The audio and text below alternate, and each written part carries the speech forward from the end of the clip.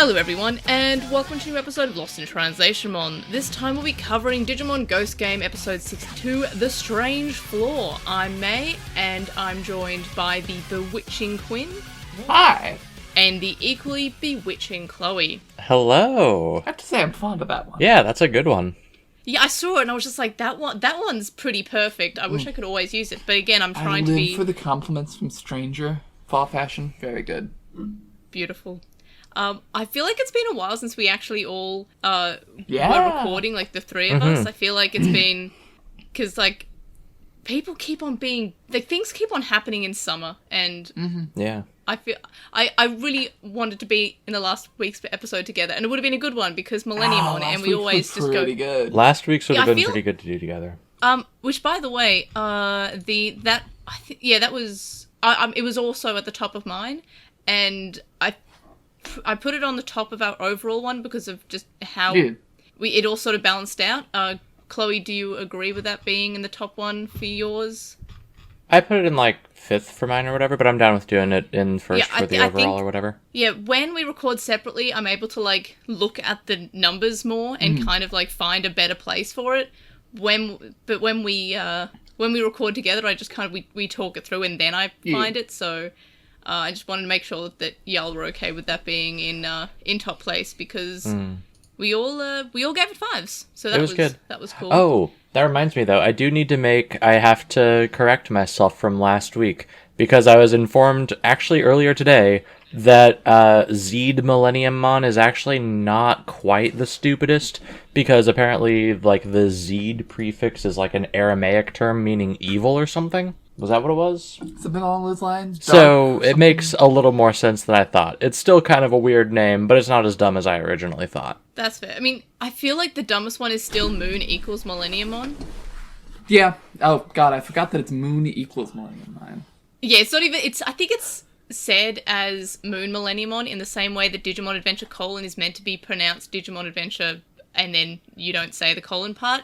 Having said that, the official hashtag for the series, for the reboot, that the Digimon Partners website and all the official stuff are using is actually, in Japanese, Digimon Adventure : So, I guess that's just what it's called, which just feels weird to me.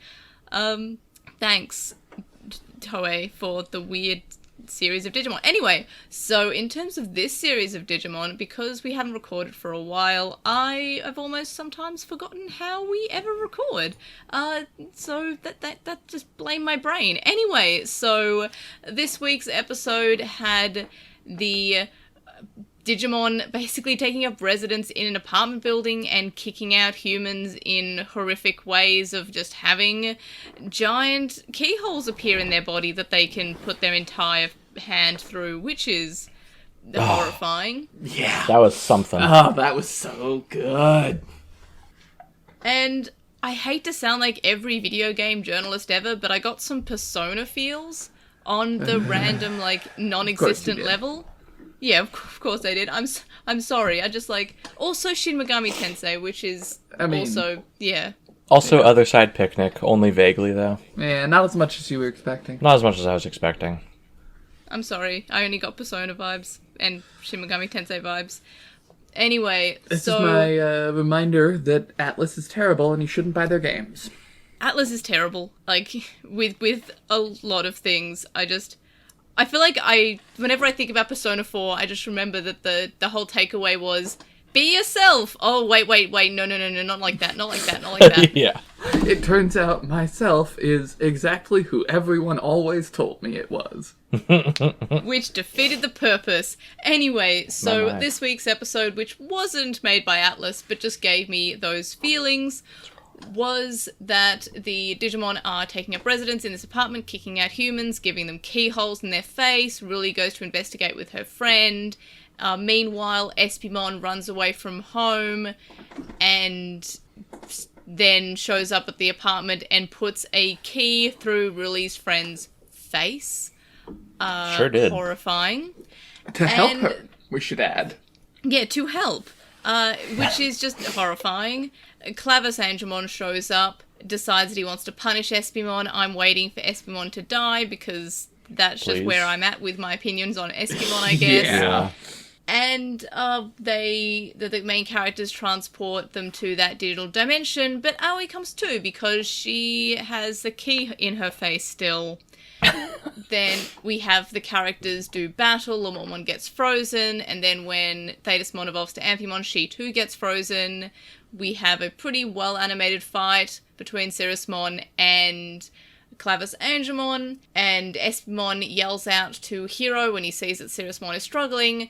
If he's the real hero, he should prove it by making him evolve, and then Espimon evolves to adult. Yes, it's weird that the one perfect couldn't do it, two megas couldn't do it, one adult and a mega, yep, that can do it.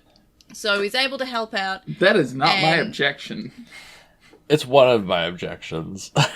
Well, look, the way that they wrote it does kind of make sense because he just uses a smoke screen, is able to grab the weapon. But yeah, until we anyway, get to the highlights and lowlights.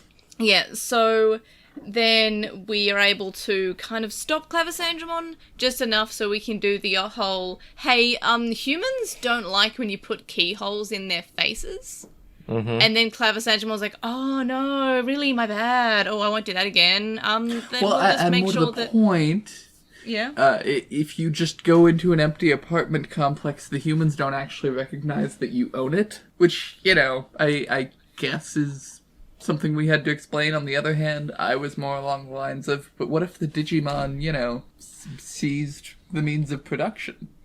Or, of housing, as the case may be. And then the episode ends, and we have Espimon's whole, you're not the real hero storyline wrapped up. Apparently. Yeah, that sure was gripping. Alright, discussion time. Let's discuss our discussions. So, what were our highlights this week? As always, the intro was spooky. Well done intro. Yeah. The whole holes in the body thing, very yeah. spooky. Very unsettling. I liked it. It was good. Yeah, it reminded me of the eyes appearing on the body, but not in enough that I feel like it was just done again. It was still fantastic. It wasn't quite as directly disturbing. I wasn't as, creeped out by the appearance of the keyholes. But then they doubled down on it with her reaching through to the back of her head. Oh, God, yeah. Her putting her hand through her face and touching the back of her head. Just, yeah. Ugh. Yeah. They didn't have to do that, but they did.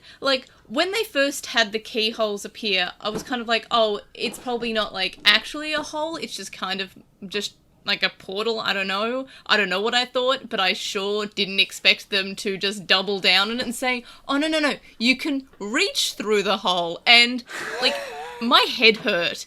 It made my head, this animated kids show made my head hurt from the idea of putting my hand through a hole in my head to reach the other side.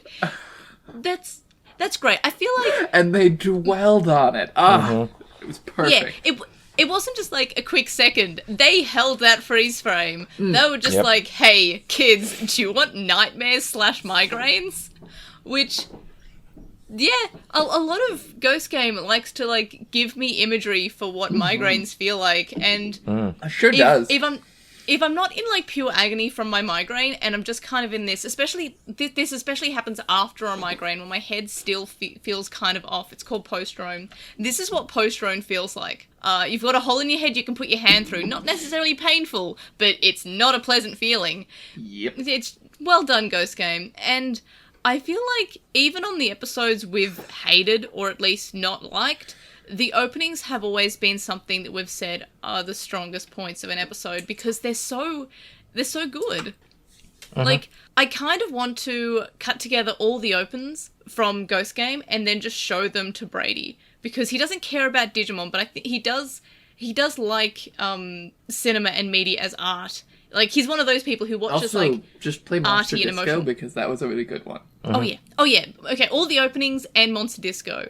While I'm enjoying Ghost Game, I feel like those things are, the highlights for me of the whole series. Not to say the rest of the series isn't good, but the openings are just all, just fantastic, and they're creepy, and, just no context horror. Big fan of those, so, yeah, and And the openings all feel fairly unique. I don't think we've had any that feel like they may be reminiscent of other episodes in Ghost Game, but they've always been unique in their own way, at least.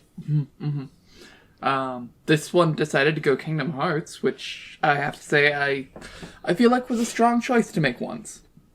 Yeah. Oh yeah, the keys. That's like one of the It one had a things I know about Keyblade. Kingdom Hearts. There was had a damned Keyblade. Keyblade. Yeah, it's also nice to see Clavis Angemon. He's an older Digimon. Or oldish. We had doorways made of keyholes. And much like Kingdom Hearts, and this is coming from someone who's never played or really consumed basically any Kingdom Hearts media, it was good until it wasn't. Yeah, I mean, that's also Ghost Game. Yeah. Yep. And that's me loving Ghost Game, by the way, is that a lot of it can be summed up as, hey, it was good until it then wasn't. Yep. Yep, very much so. It's a highlight, but could also very well be a low light that just, Aoi still has a key in her face when she goes back to the real world, and everyone is just like, we got bigger fish to fry right now than to address the key sticking out of your face. Including her. Yeah. I feel like, she first goes, where are we? Not there's a key in my face.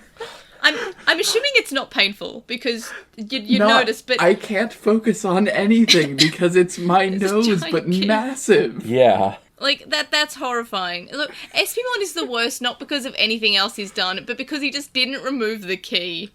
For and it was not necessary. They clarified that for us. He just forgot. Yeah. It's just horrifying. But so I'm gonna say that's a highlight of just like wacky creepiness happening in the background of just the key's still there. I'm really glad that the animators didn't just forget like to and then just have one shot where the key's not there. No, they left the key in there and they commented on it. Horrifying. Yeah, I love it. Creepy. It was a little cliched and everything, but the spooky noises did get me a couple times. There were a couple times where we had a very sudden, loud noise and I flinched. They got me. Yeah, I had no idea where it was going either. The whole time I was just like, this is horrifying. Like, it was just like it was kind of like a nightmare almost. It's creepy, which is good. Yeah. And I have an optimistic highlight, which is that I don't know that this will be the case, but I desperately choose to believe it. I choose to believe that by being adopted by a side character that we are phasing Espimon out now and not bringing in a new human partner. There have been like 3 times where we've been like, oh, is this going to be a new human partner? And it hasn't been. So please don't let this be the time. Yeah. Please let me dream. I'm concerned. On the other hand, it would be so good to have 2 girls on a screen with names. I suppose that's true. It could be worse if that is the direction we go with it. Like, I wouldn't mind if that's the case. I think it's just another case of human who lives alongside Digimon and just chills. I don't think it'll be the end of Espimon showing up. I feel like he'll still show up from time to time. But I think, I mean, again, this is, as you said, it's an optimistic highlight.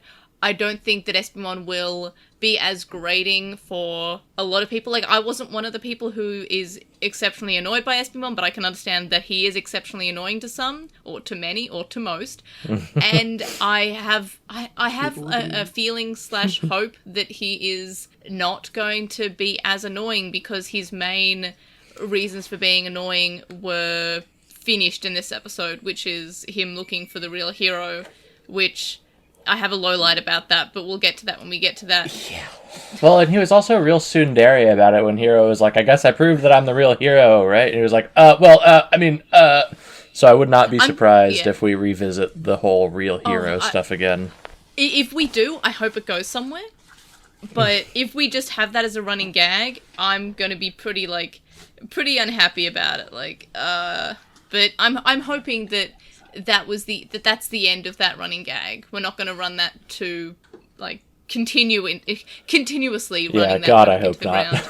It was in the ground like months ago. It is basically about to pop out on the other side of the earth at this point. That's how far we're going in. 5 months worth of episode. Yeah. Anyway, We went we're back still in and- highlights. We're still in highlights. Yeah. But we did go back and count when Espimon was introduced, and we've been doing this whole real hero stuff the entire time since then. Yeah. Any other highlights?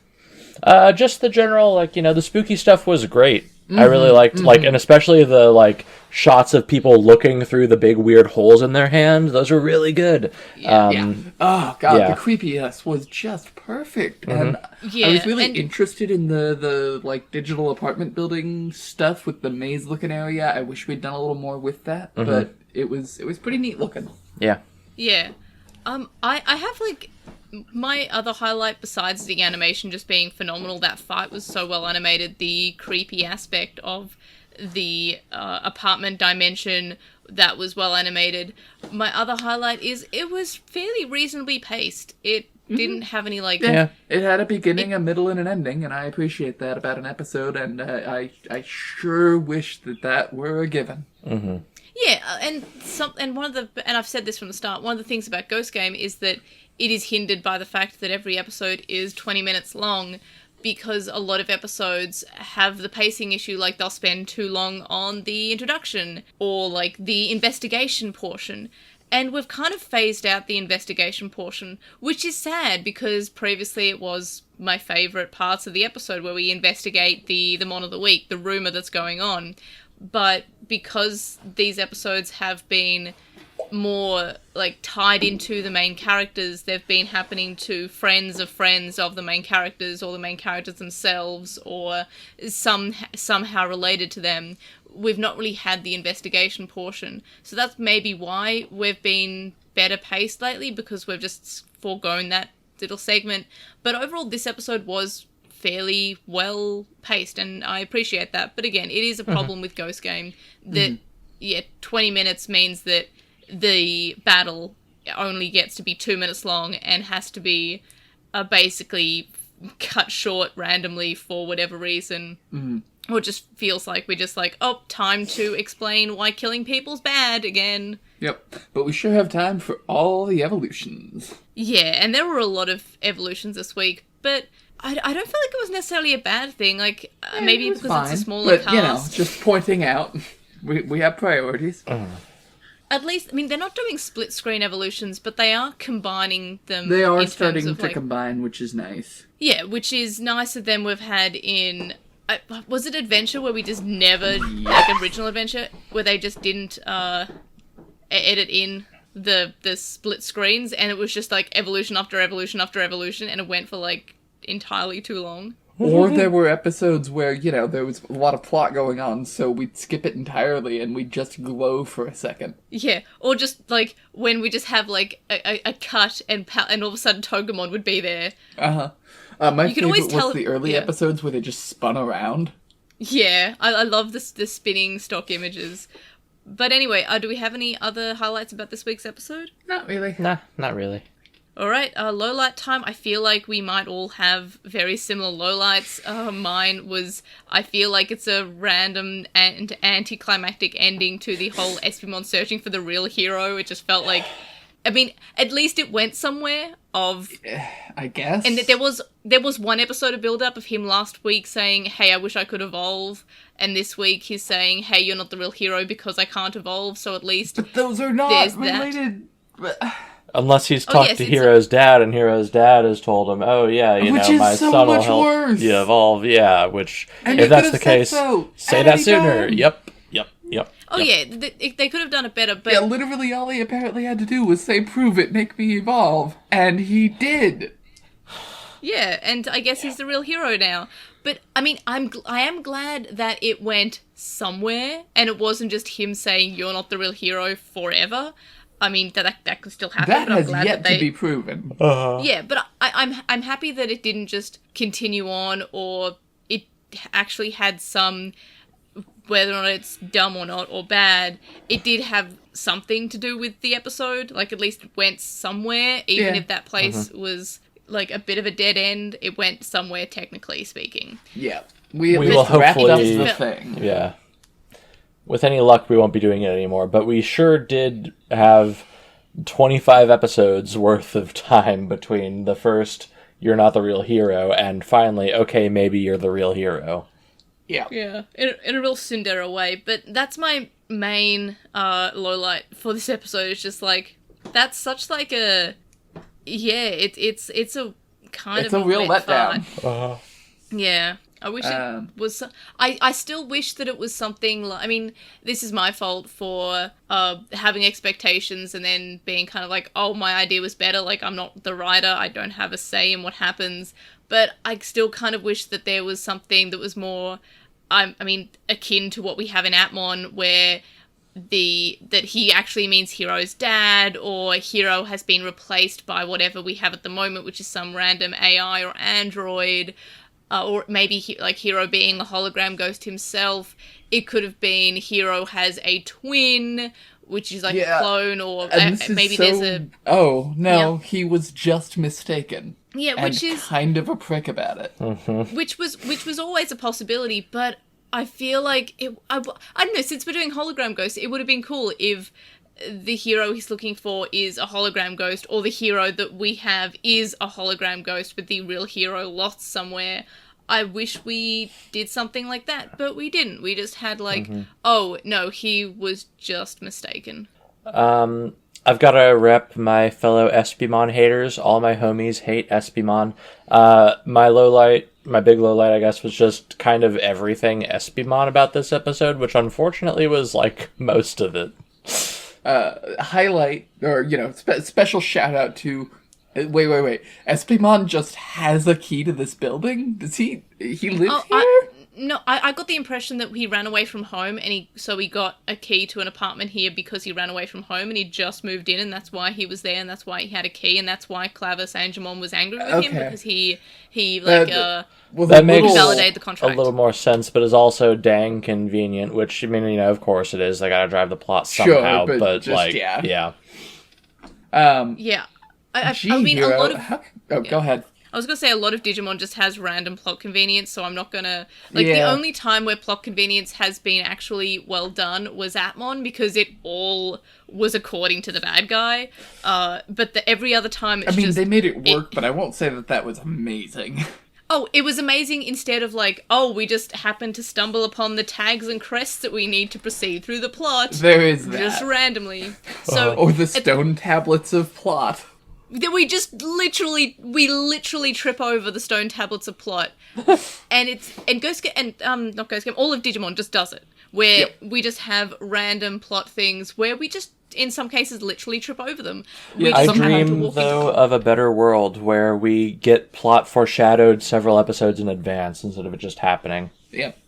Yeah. You had 25 episodes, and you brought up the evolution thing in the one right before this one. Digimon has never been that great at foreshadowing. In Atmon, it was kind of the foreshadowing was basically mostly just incredibly obvious, except for the bit I mentioned about the plot convenience, which I still like. I feel like they wrote it was fine that away, which is pretty good, instead of it's plot convenient because we needed them to get there.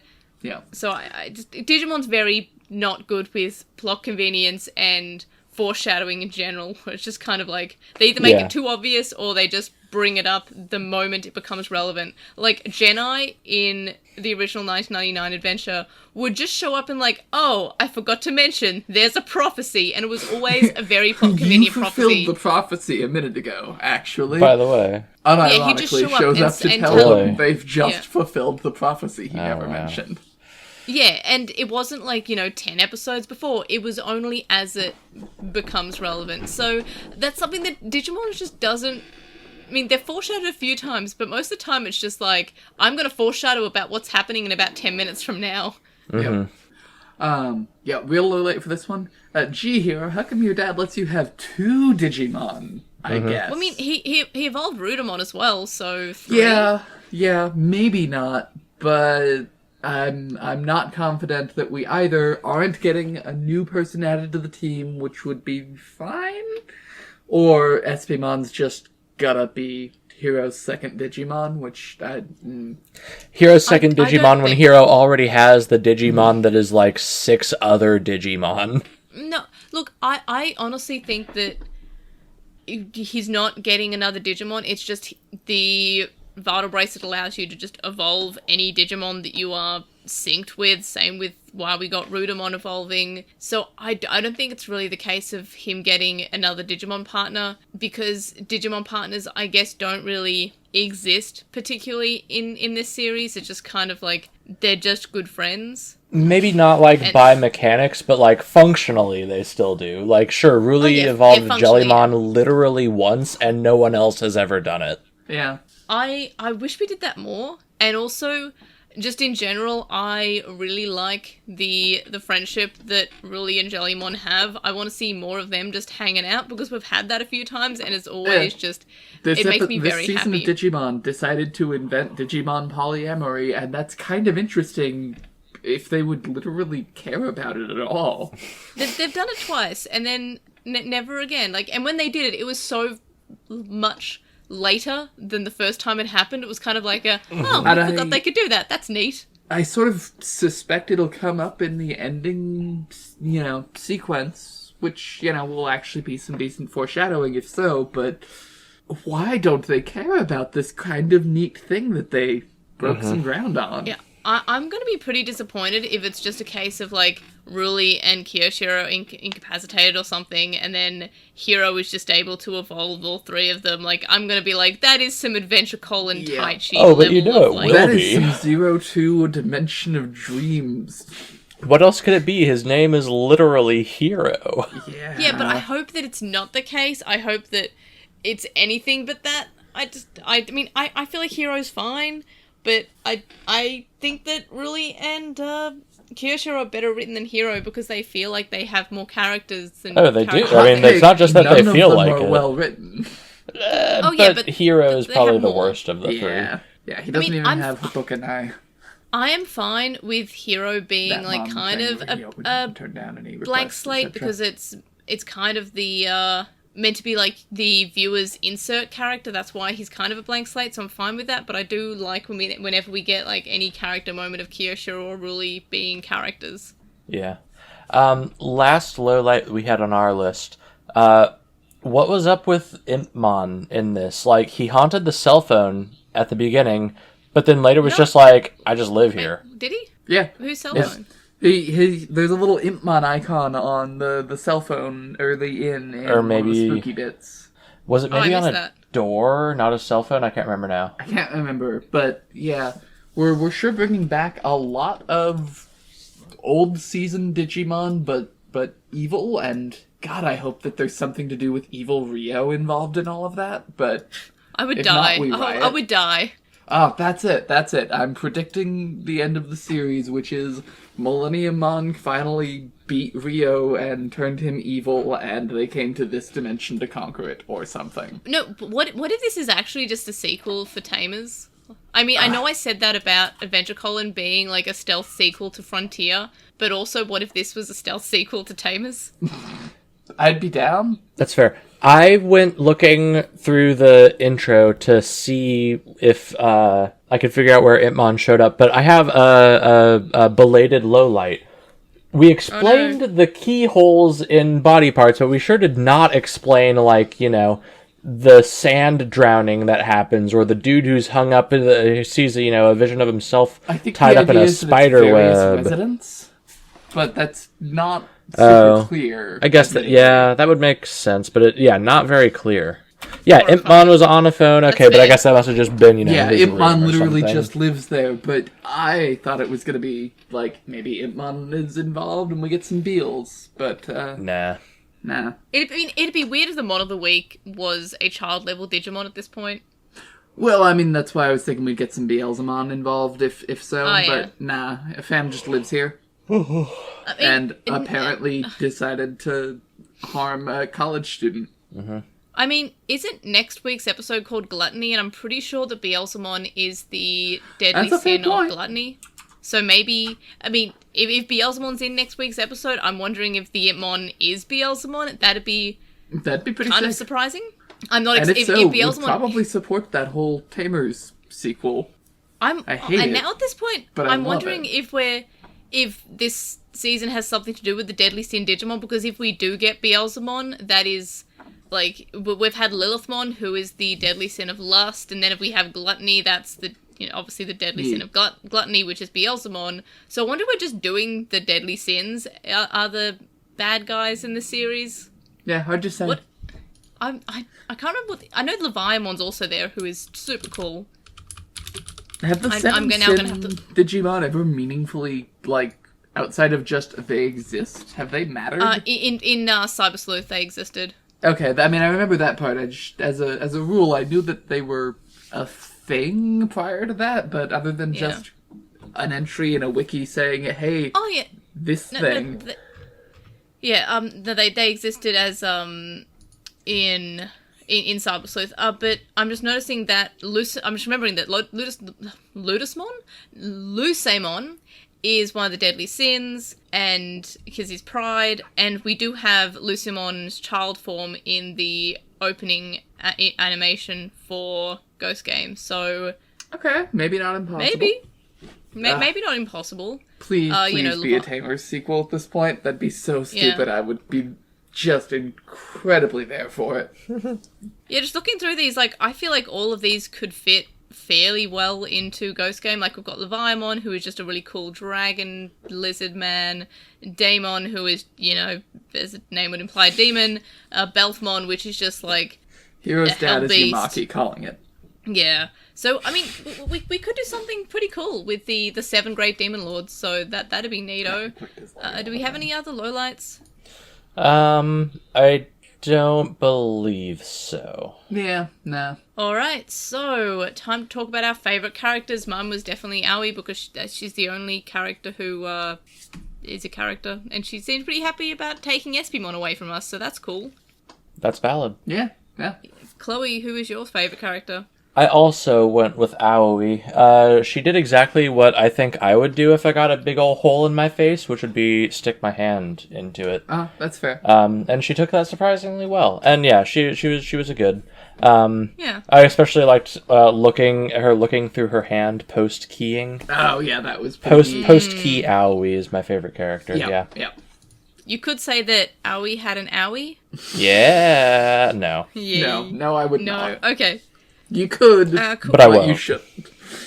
Quinn, are we going character or abstract concept? The power of the Keyblade. Okie dokie, abstract concept it is. Power of the Keyblade. In terms of rating, I gave it a 3. I feel like overall, this week's episode was, while it did have the fault of having Esimon's storyline kind of peter out into a kind of wet fart, we didn't... It has me questioning if they knew what the resolution was going to be when they wrote it. That is true. But overall, it's fairly inoffensive, so I'm giving it my usual, hey, this episode was inoffensive, and there were even bits I liked, which is a 3 out of 5, it's fine. Chloe, what are you rating this week's episode? I gave it a 2. For largely the same reasons. There were a few things I liked, but it felt especially flat after last week's episode, and I'm a little mad that we didn't, remember that Hiro put the Cataclysm in his pocket. Yep. Yeah, Nothing came of that. Also, Espimon is always just exhausting, so I'm giving it a 2. That is fair. I'm still wondering why he decided to take Moon Millennium on the catastrophe monster with him, but I'm hoping that goes somewhere. Quinn, what is your rating? I gave it a 2.5. Just a 2.5? Very similar reasons. It was fine. It checked the boxes. Espimon could have been toned down to like a 6. I sure didn't, wasn't out here rooting for the Espimon evolution. Mm-hmm. I'll be honest. Yeah, I've been waiting for it to happen for a while, so I'm just kind of like, I guess we have it. Less like a Tenga, so there's that. Yeah, I'm really glad that he looks less like a Tenga. Like that's my main highlight, is that hopefully we get to not see how he looks. Anyway, so that means that it gives us an overall score of 7.5 out of 15, which means that it is ranking around episode 53, King of Knowledge, and episode 39, Contagion Island.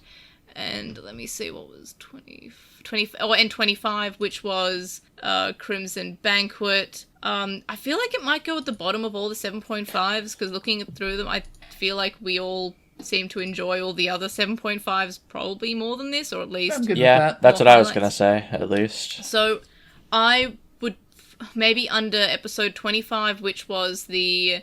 that was the vampire episode, which was like a hero episode, even though it felt like a Ruli episode. So under that, I guess. Yeah. Okie dokie, I will place it under there. In terms of my own, so that means it's in 52nd place between episode 40, Spiral Beach, also an Espimon episode, and episode 25, Crimson Banquet, which was pre-Espimon, but it was a hero episode disguised as a Ruli one. In terms of my own ranking, it's in 39th place, because I just really like the animation. I know I've always said that I'm not really one to care about the animation, but that this series has made me care about the way that they can animate things. I guess as a Digimon fan, I was kind of like, animation doesn't matter, because the animation in Digimon hasn't always been fantastic at all. It's never been a huge priority. No, but this series has really sold me on how good animation can really improve something, and how the animation is really, really important. And for lack of the better word, I'm just going to say really, really important. There's a better word there, but I'm really tired. So I'm just going to say really, really important. Integral. There we are. Found the word. Integral to giving it that creepy, creepy atmosphere that Ghost Game has really been good at. So I'm putting it there because the animation sells me. Chloe, where are we putting this in your ranking? 56th place. 56th place, so that is between Wall Crawlers and Payback, I believe. That sounds right. I can get it Yep. pulled up and verify. No, I'm just looking at mine. Yep, that is 56th place. Yes. And Quinn? 50th place. 50th place. So kind of all in the same Yeah. realm. So that means somewhere 39th between place for me, 39th and 56th place for 56th. Chloe, and Quinn 50th and overall 52nd. So that's pretty valid. Also, I mentioned this in the episode that it was just Chloe and I, but Quinn, I do actually have an average of our ratings for the entire series so far. So the answer may shock you, but I actually have the lowest average Really? of I on average I'm giving like a 3.5. Quinn, you're giving a 3.5, but it rounds up to like 3.6 because it's 3.58, while mine's 3.52. I see. And Chloe has 3.69, which is pretty nice. Hey! So, Nice. Woo, go me. so that's like 3.7, I guess. So Chloe Nah. has the highest nice rating of us. So yeah, Which surprises me. Yeah, Chloe's pretty shocked that mine was the lowest, but I have given some like The zero zeros. really Yeah. knocks off that weighting. Yeah, it seems like feel yours like- would probably tend to be more towards the extremes, and maybe that's why the average is lower. Yeah, Yeah. and Quinn's also given a 0. I forgot about that. You did? Quinn was the first to give a 0, so and I I gave was. a 0 Oh, two wow. like two episodes Okay. 2 episodes later. I gave a 0. So what was episode 38? Episode 38 was I gave it a 4 apparently. So whatever episode 38 was, I liked it, but Quinn did not. The Diviner. Oh, that was the first one with Espimon. Yep. Yeah. I stand by that. That tracks. that tracks. And what was episode 40? Because Chloe gave episode 40 a 4. I gave it a Spiral 0. Beach. Oh yeah, I really didn't like. Also, Espimon episode. Yeah, Yeah. but it had So really I cool guess visuals. Yeah.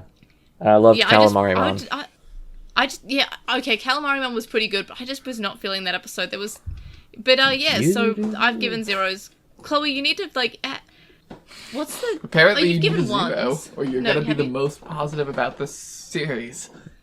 No, the highest Chloe has given is a 1.5. I haven't given anything a 1 yet either, huh? No, I thought I Yeah, gave... you haven't given a 1. I didn't give a 1 Unless to I- episode 17. I didn't give episode 17 you a gave 1. You gave it a 1.5. Wow. Well, if I don't come across another 1, I might retcon that to be a 1. Yeah, just so you have 1. Yeah. But I guess that explains why yours is just a little bit high, but more or less. ours all kind of like average to 3.5, which is like that is a passable show, right? Yeah, that's watchable for Better children. than Colin. Watchable for children, yeah. Do we have any miscellaneous thoughts? I just wanted to bring up the I do, the ratings, in just fact. because I've been charting it. Yes, go off, I guess. I love that as the result of really terrible marketing in the 50s by Americans after we, bombed the country, really terrible, crappy apartment buildings are referred to as mansions. Yeah. I love it every time it comes up. So, I thought I would share that. Yeah, that is something that's like, I guess I've never really thought about why they call just like apartment complexes that kind of are not like like we've got like some fancy apartment complexes in the city, the really like, extravagant ones, but then there's like the ones in this the series, Soviet which are just style like, block apartments. Yeah. Which Yeah, and very it is much funny was this. Yeah, they just call it mansion, which is It's just I guess I never marketing really in the thought about 50s it. Yeah. that stuck around. You because... think it's tongue-in-cheek, but it's actually just, residual branding. Yep. Well, and Yeah. people at the time didn't know what the term meant. Yeah. So now it just means crummy apartment. Yeah. I love it. Really makes you think. Now that we're done with the discussion, let's move on to pondering Postmon Pat and predictions. So, going over to the YouTube comments for Postmon Pat. First up, we have DigiDanny, who says that they feel like Moon Millenniumon will tie into Gulas's evolution, and it's kind of strange our hero wanted to keep him around. They usually send Digimon to either Clockmon or Mummymon, so this is most likely going to be plot related. And yet, that was one of my main points when I was reviewing into it. last week's episode, is that, like, it feels kind of weird that Hiro's just like, I'll keep it, rather than... Yeah. I'm gonna Again, keep you're sending this it off. one. The really dangerous one. Maybe he just thought it was cool, like a kid going to a beach and finding a shell that he really liked, and like, I'm gonna keep this. Yeah. Yeah. Like it Haru, it I would have believed, and would have felt like had some reasons for it, but Hiro is just pretty blank slate as a character. Yeah, again, I feel like that he's just blank slate because of the watcher can kind of like say, oh, that's me, and puts their own... Yep. Like, his main character in- personality trait is has an ID with his name on it. His main character point is insert here. Yep. Yeah. Yep. Yeah. Next, we have Allison, who says that episode 61 really had the most unexpected Digimon to put in a zombie episode. Or maybe not because of the reincarnation thing. And they did Espimon dirty by not putting her in to fight against Zed. The debut of the three Megas finally together against Zed would have been really nice. Also, the face reveal of Angorama made it clear the situation escalated quickly. And yeah, definitely did. But also, they said, can we address the fact that this is the second time Zed Millenniumon is used in a love story? Yeah. Yep. That is a disturbing thought. And that's the thing. Last week's episode was like I guess we recorded separately, so I didn't get to say this, but it gave me the same feeling as the Ajataramon episode, where I wasn't like, the episode finished and I didn't know what to think. I was like, do I give it a 3? I don't know what my emotions are doing, but that's because I was sad. It was fair. a sad episode. It was, and we Like- didn't even see fiance get any closure. He sure No, did. he's just got so much trauma. He Yeah, the is last just thing we messed see- up for life. Yeah, the last thing we see is him getting taken back to the real world and slowly digitally fading out as he says his dead fiance's name. Yeah, that's so, and That it's poor just man. tragic. It's tragic the whole way through for this character who will probably never be seen again. We have him cuddling with a corpse on the couch, which is just that hit my heart. That like And I know so it's we run into it's two gross, options now, which is either he takes this to his grave and decides it was a hallucination, or he tells literally anyone about it. oh no, he's And he's gets gonna like have some like committed Yeah. to an asylum. yes, there's definitely a lot of. I really want to check up on the humans of the week who just have trauma now. I God, know, please, someone do like a manga about just all of the traumatized humans in this series. That's the podcast. That's the next podcast. There is you we go. Just Like- role play the characters who should be so traumatized. We need to make sure they have we need a therapy mon to make sure, like, which actually I is think an that's app-mon. There is supposed a to be therapy app. Mummymon, Yeah, but no, who he's carries no, a I know- Glock. fair. We need a therapy mon with a Glock. We need someone checking up, doing like I love welfare how checks angry on I've these made people. all the gun nerds. Maybe, but no, I'm just thinking about last week's episode again is getting me like emotion. Like it's just what a good episode, but good episodes seem in Ghost Games seem to like not register immediately as a good episode for me, that because I just have to like process every single emotion that the episode has given me, which is good, I guess. But yeah, it's just wow, that was. And yeah, it was a love story. Millenniumon is a romance fan, I guess. Anyway, so, next up we have Lazy Croconaw, who says the episode was really great. They love the more darker colour palette, the animation of the corpses and everything. About some of the things, they feel like the Digivice lighting up is just the way it calls for Uva, which, yeah, that makes sense. And without being there, the corpse being the weak point can be rationalised, as Zed Millenniumon was using it to be awake, and once it's destroyed, no Millenniumon. And they wonder how far the fiancé was willing to go to the corpse being alive, like, I don't know, marry it or something. And maybe, like, it's the more I think about it, just makes me, like, I don't know, more emotional. Yeah, like, it's just, like, I can sort of get it, but yeah, I sure don't want to dwell on some of that. Mm-hmm. Yeah. And they finish off to say that episode 62 is probably going to be one of the last non-plot episodes, depending on what they decide to do. And, I mean, I would argue that episode 62 did have some plot. It was a very contrived but plot episode, because we spent 25 episodes leading up to It was this. plot only because they spent so long screaming, "This will be plot eventually." Like, I don't care about this. It's only plot because they foreshadowed it. Yeah.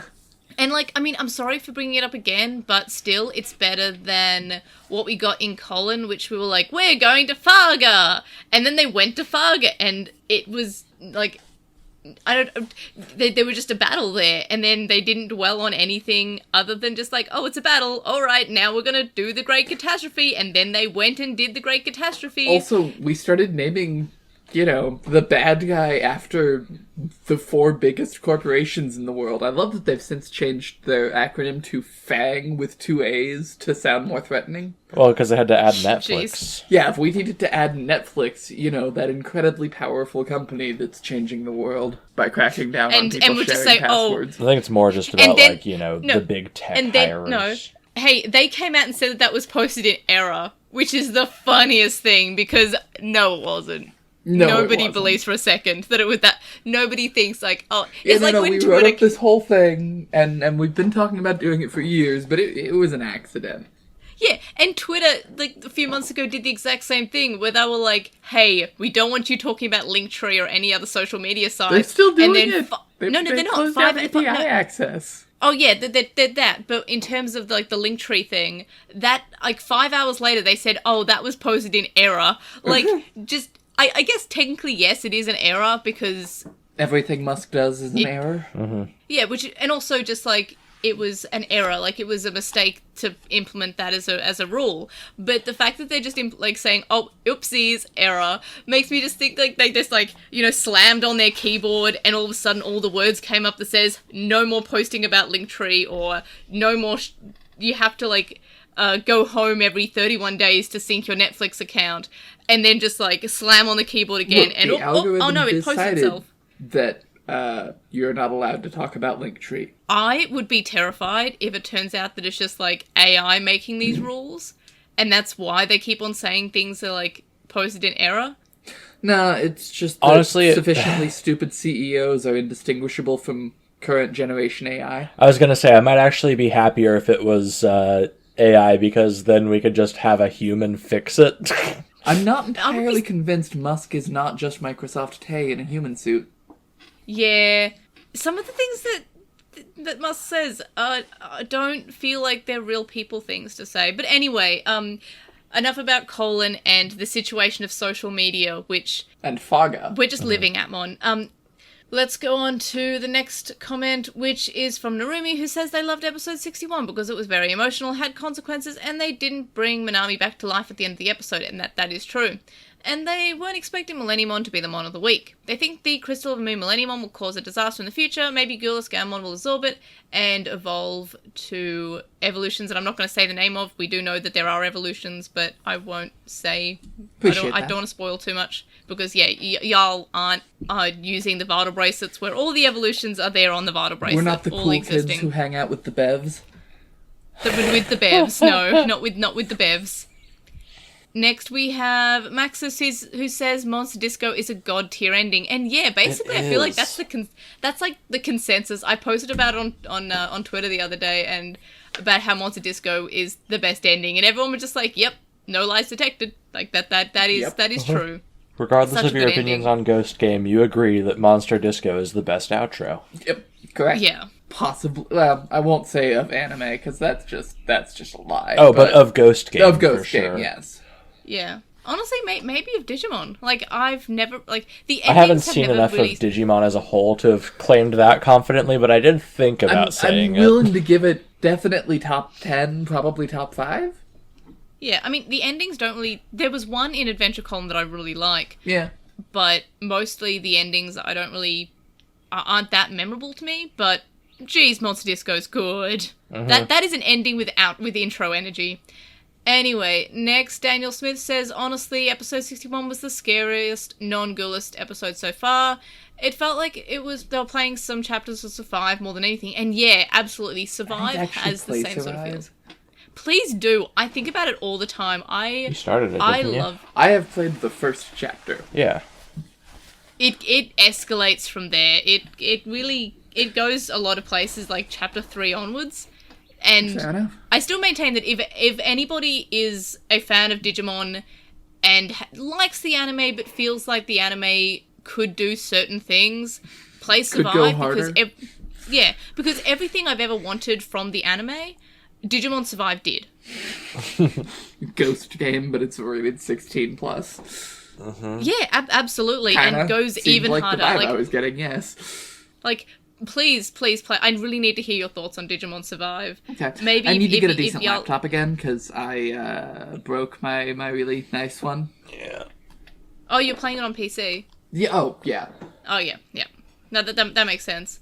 But I would love to, like, maybe once Ghost Game is done, to possibly cover it on the podcast, even though it's been out for quite a bit now. I guess that means we can be, like, as open with spoilers as possible. Yeah.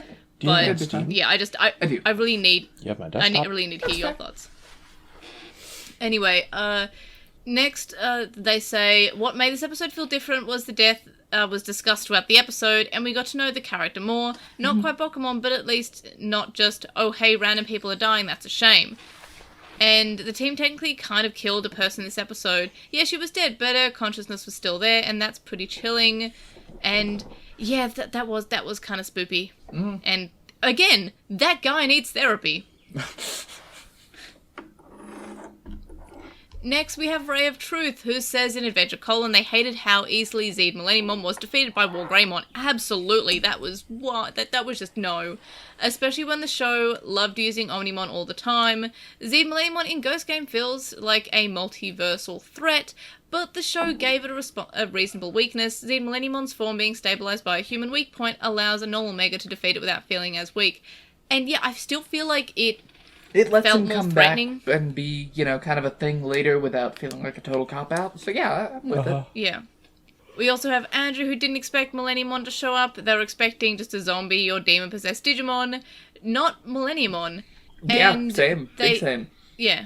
And they're kind of comparing it with, again, the reboot having Millenniumon build up and then not going anywhere, with how Millenniumon kind of just happened in this episode, like, without any build-up, but felt more meaningful than all of Millenniumon's build-up only to be destroyed fairly easily in the reboot, which is, yeah. Then we have Daisymon05, who points out that it's the first time that I didn't explain an armor evolution of an armored Digimon that appeared. And that is true. I think usually when I point them out, it's when it's one that didn't show up in 02. Maybe that's why I didn't. But yeah, Submarimon is an armored Digimon, and I'm always... Yeah, I guess that wasn't particularly worth commenting on, I thought. But yeah, Submarimon did show up and was a vehicle. I just like how he was kind of like spinning around in like doing like little zoomies. Yeah, he was spinning. Yeah. That made me happy. Then they say regarding episode 61 and the comment about the mega designs matching the adult designs, they've always viewed the perfect level of many Digimon as the most imperfect, like sort of an awkward teen phase. The Mons tried out a few new things, went overboard as teens do, then found the right balance of who and what to be. And yeah, I guess that's the point. I still really like Lamortmon. Yeah. Being a monster. Like, just being a monster. Yeah. I wish that kind of went more places. Yeah, I wish that mattered to the character and that like, you know, hey, buddy, you the most controlled person on the team. What's just going apeshit like? Yeah. You ever get tired of being nice? Apparently he gets tired of being nice. And then calms down again, which I guess is kind of funny. Yeah. Next, and yes, we do have a lot of comments on YouTube this week because I guess everyone was excited about Moon Millennium. It was a good episode, yeah. Oh, it was a really good episode. And it had Moon Millennium on. I maintain they need to have an additional equal sign in that name. Moon equals Millennium on? Oh my god. I'm dating such a dork. Next we have Ducio, who says it was honestly a really good episode, but they just feel it could have been 2 episodes. There was a lot to fit into 1 episode, but it would have been a little hard to stretch it into 2 as well. They feel if they explored the Vilemon being tracked a little more, or the physics project she was working on, and how it could be relevant to the plot, they could have, but they still hate that Millenniumon couldn't break the digital zone for all its power. And yeah, I guess it would have been nice to show a little bit more about what the project was that she was working on and make it kind of have more meaning for the plot, but I'm still hoping that it leads to something bigger. Yeah. Hey, I appreciate women physicists showing up at all. Yeah, we've had a few of them. We've had the one with the Morphmon, and I feel like we've had another one who was doing some shifty things. I wonder if it's all related or if they're just random humans of the week. Probably just randos. Yeah, probably just randos. Next we have Maddie, who says that the episode introduced even more questions to the list. Millenniumon will be relevant for sure, but most likely as a plot device to trigger a bigger conflict. The only reason they were able to stop him here was because he had a weak point due to the force link with a human, and the moment he returns there won't be such a weak point again. And about Hiro's dad, they think he's just stupid. He's not the one, since the entity according to Lilithmon throws Digimon randomly to the real world.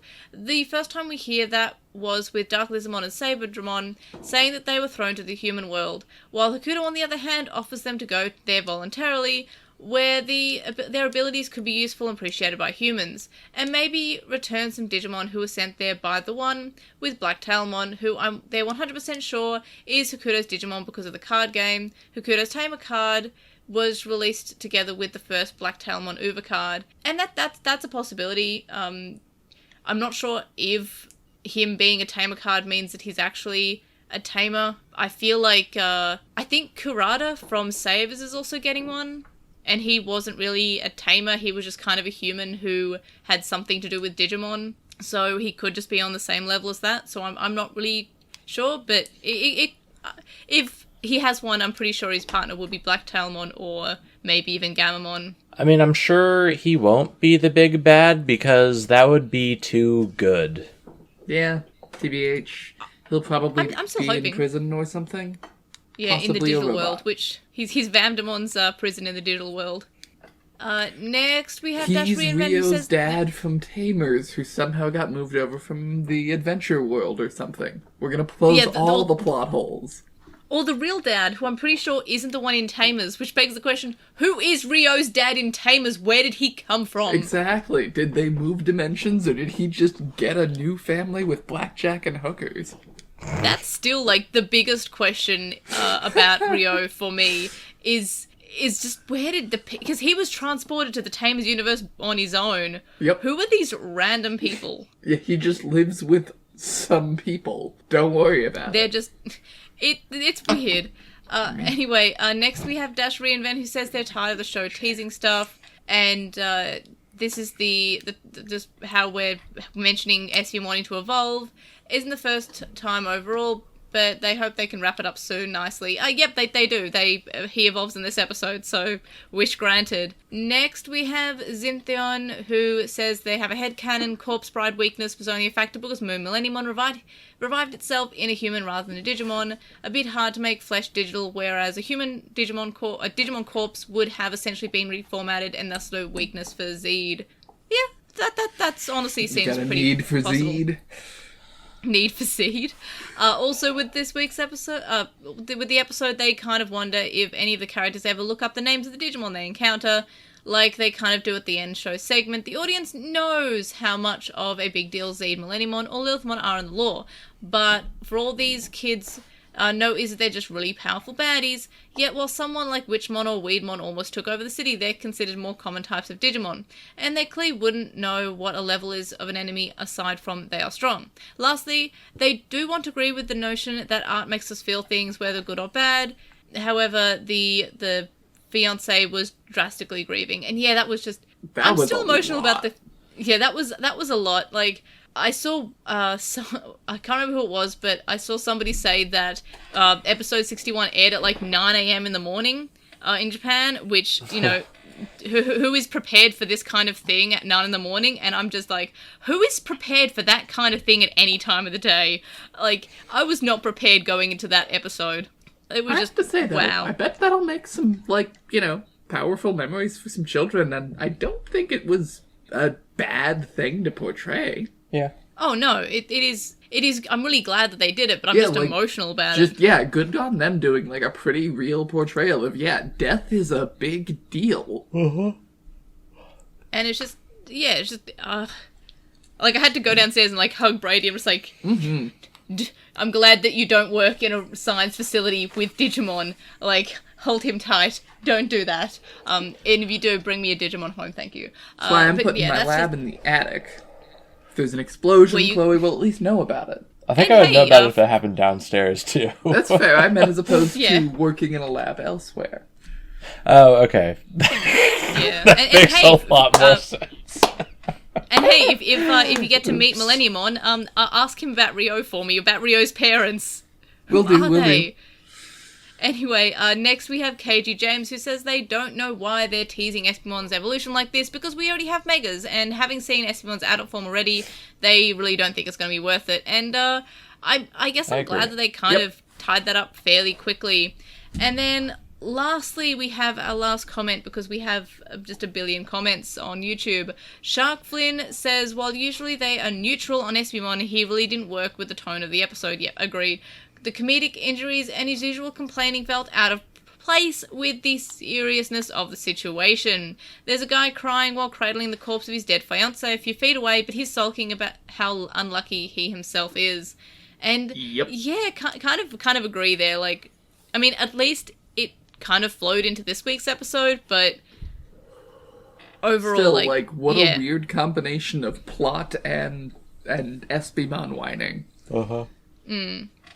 So now that we've got an Espimon evolution, where do we think the series is headed from here? Do we think that we're going to get more like random filler, or do you think we're going to be more following some plot structure? I think or we're in some the story home arc? Stretch. We've got maybe a dozen more. Yeah, I'm feeling the I same. hope I'm winding down. For memory, the spring anime season has been announced, and there is an anime that isn't Digimon replacing this, so I guess at some point in the Japanese spring we'll see the end of it, or leading up to the Japanese spring I guess we'll see the end of it. So that's 10 to a dozen or so. Yeah, which is like, some people said that they feel like Ghost Game could go 100 episodes, and I'm loving Ghost Game, but I really hope that it could, is wrapping up in the next few months. I mean, yes, if they want to, the formulaic, nature of it means that that they could do a Detective Conan with it, but they shouldn't. Yeah, absolutely. And I don't want a Digimon series that goes forever. I like how Digimon just exists as a series and then wraps up and then moves on to another bunch of kids. They I don't even Pokemon like when... Yeah, they don't... Which, I mean, I made that analogy a few months ago, and then somebody pointed out that Ash is actually I leaving know. Pokemon, and they're like, Finally. Yeah. But I still think it's a completely valid analogy. yeah, it's still a valid because He a lot was of the time, 11 years old for a generation. because it's one of the main differences between the animes is like Digimon, except for the case of 02 and Young Hunters, they sort of move on with a new universe, a new cast. And even with With Zero new 2, mechanics. it was a new cast, which was, I think a good choice. Oh yeah, like I still liked that, but it was still like the same universe. The characters still kind of existed. We still got Tai showing up, We had Rio which technically. honestly, and Rio technically, yes. But yeah, I'm thinking that Ghost Game's done, or being in the process of being done. It's almost done. Nope, yeah, that was the season finale. Espimon evolved. No. It's what you've all been waiting for. We're done. Oh no, I would die. I'm really glad that we got that out of the way before anything. I was just thinking earlier, I mean, we had to have the Espimon evolution. That was something that it'd be weird if we didn't have. Yeah, you knew it was on the I'm Vital glad that- Bracelet or whatever. Yeah. My I'm glad miscellaneous that it thought is that I hope Yep. we don't get another one before the end of the Oh, no. series. Well, I can happily say that we don't have an Espimon perfect or mega form. It's just adult. Good. So Thank you. that's good. Good, I'm That's good happy. news, I guess.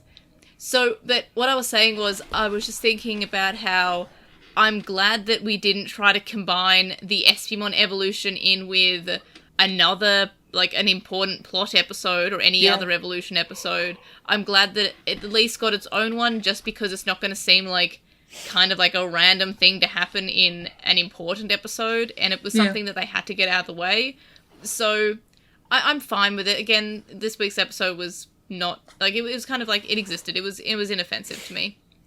So next week's episode is called Digimon Ghost Game episode 63. I don't know why I read that part out, but I did. It's called Gluttony, because I'm really tired. So I've already kind of mentioned that I wonder if we're going to get Beelzemon. I'm wondering if Ghost Game's setting up for big bads being the 7 great demon lords or something. I feel like that'd be pretty cool. Do we have any other predictions? I very much do unironically hope that they say screw it, they bring in Rio and evil versions of previous Tamer and other partners, and just really do something silly and weird with Ghost Game. Yeah, I mean, that'd be cool. Like, I don't think that's gonna I happen. don't think but that's it'd be necessarily pretty cool what's going to happen, but that's my hope, and if that happens, then I'm going to claim that, I knew it all along, and I have an uncle who works at Nintendo. An uncle who Yeah, works absolutely. at Digimon. At the Digimon universe. Yeah. Yeah, maybe Quinn was really the writer of all the Digimon all along. Excuse you. You're right. It would be better written if that were the case. Yeah, there would be a lot more girls kissing, and probably Yeah. more boys kissing, if I'm being honest. Yeah. I'm still sad that we didn't get any boy witches in the Witchmon episode. Yeah. That was bullshit. Absolutely. Pardon my language, I'm sorry. No, it's fair. It was. You were right there. So, do we have any other predictions for Gluttony? I hope we don't get weird about eating disorders. Yeah, it sure kind of looked like we might be, and I would be Yeah. against that, ideally. I'm really hoping that they don't. But yeah, Nave said it, like, we've done phobias before, I guess, and I guess an eating disorder could count as a phobia, so now I'm kind of, like, I'm kind of worried that they're doing that, like, that's... And yep, That sure feels like did they- kind of seem like with Rui or whoever it was, kind of looking, gaunt and Though, yeah. then again, I remember Sailor Moon doing, like, a pretty good... That's true. episode, or at least I remember it being a good episode very early on about the dangers of They did, eating and it disorders really was a pretty good one. I don't trust Ghost Game to randomly do a 20-minute PSA about anorexia that lands well. I feel like that episode of Sailor Moon is probably like the one I remember the most. Like, Oh, it really it's such stu- a really good stuck. episode. I'm not saying it's not possible. I'm saying Ghost Game is not that well written. Ghost Game is no Sailor Yeah. Moon. Yeah, but you are right. Ghost Game is no Sailor Moon. We do kind Any of get other- magical girl sequences. That's true. It's true. Amphimon Could be is a gay. magical girl. Yeah. Oh, and I guess one last lowlight. Amphimon didn't, get to do any random, English in this episode, which made me sad. Yeah, it was a bummer. It's one of my favorite Yeah. things about her. Alright everyone, so thanks for listening to another episode of Lost in Translationmon. You can find a link in the description, and you can contact us and stay updated. You can leave us a comment on this episode on YouTube, join in on the conversation, and for a full list of ways to find out about the podcast across the internet, such as YouTube, TikTok, Twitch, and Twitter, head over to my link tree, which is linktr.ee/LostinTranslationmon. If you enjoy the podcast or videos, you can show your support by signing up on Patreon and get some cool rewards and help us hit milestones. And thank you to our existing current supporters on Patreon. Existing and current would mean the same word there. Don't know why I said that, but I did. So we've got Stephen Reeves, who's 164 on Archive Our Own, Katawashi, Chisai, who can follow on Twitter at Chisai236, Neoboo, who says you should follow Twitter? You should follow Twitter. You should follow. Chis- You should not follow Twitter.